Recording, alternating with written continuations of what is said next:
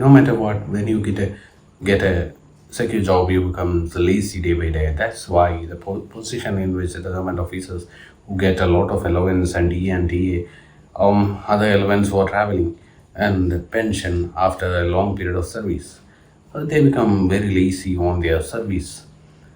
Why it is so? Because even if you consider marriage, in which you will a marriage in which two partners get together and after a time they feel very lazy because anyway this person is not going to be breaking this relation, and so the laziness gradually sweeps in between the minds of two people. He or she is not going to throw me, so why shall I be so committed? I can be lazy because he's not going to cheat, because he's not going to cheat me, or she is not going to do anything, or get into any other relationship. So now if God takes a challenge and puts a 1 year term limit and checks how they were whether they were unwilling at any time of becoming lazy, then he would break them apart. So what happens is that they become more committed towards the relationship. This happens towards any. This is the same thing which is happening in the position which is holding uh, by the government officers.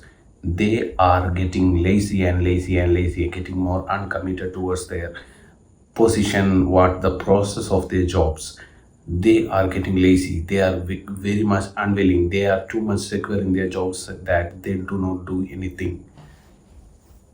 And this has led to a crisis in which all the system of government has started failing. The democracy is the transaction between the citizen and actually the bureaucracy of the government. When the bureaucracy of the government, the individuals who are paid for their positions in which they hold to do a particular process for in order to get the transaction between the people, between the citizen and the government very much super efficient, they become lazy because of the numerous benefits and security that they get through these job positions and the incentives they are given. So once the term limit is started to be given, they become more committed towards the process. So the laziness is taken away, and the term limits gets them committed to the process they for which they hold the position.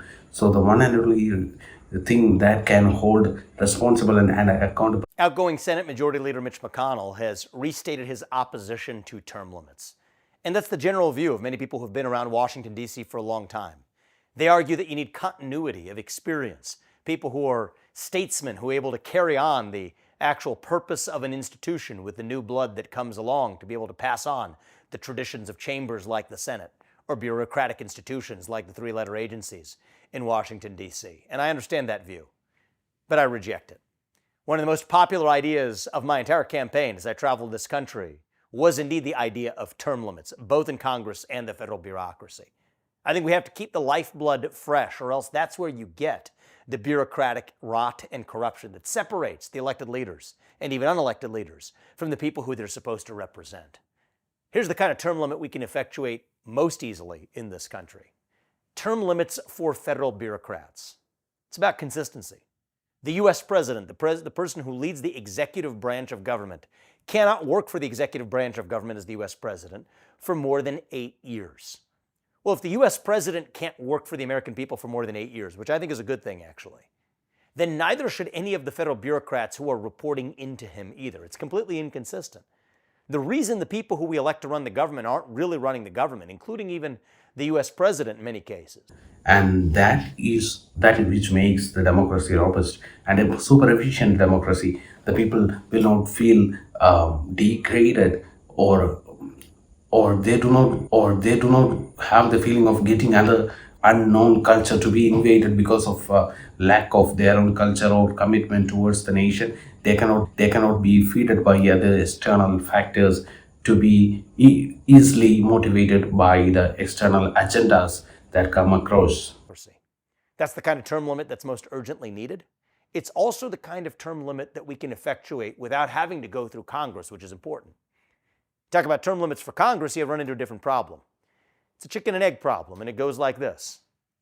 The very people you're trying to term limit out, the congressmen and senators, many of whom have been there for decades, are the very people who have to vote for those same term limits against their own interest. How do you get around that chicken and egg problem? Well, I'm a businessman, and I do think that we could use more of a business mentality in the way things work in Washington, D.C. Human beings respond to incentives, and sometimes that's ugly in the result that that has, but at least use that in our favor to do the right thing for the country. Here's how that'd work. I think the next U.S. president has an opportunity to tell people in Congress, look, we want to implement term limits, say 3 terms for Congress, 2 terms for U.S. Senate. But the people who vote for it, or the Congress that actually passes it, will not be subject to that. Future members will be bound by it. Somebody who's elected into a role after a current congressman, or a congressman who steps down and then is replaced, it'll apply to the next generation of congressmen, but not the people who are already there. I don't love the fact that that rewards the bad behavior of those who are unwilling to vote against their interests. But sometimes that's what it takes in order to actually get the job done. So that's the combination of how we need to deliver term limits, and we will deliver term limits in this country, through both the executive branch and in the legislative branch.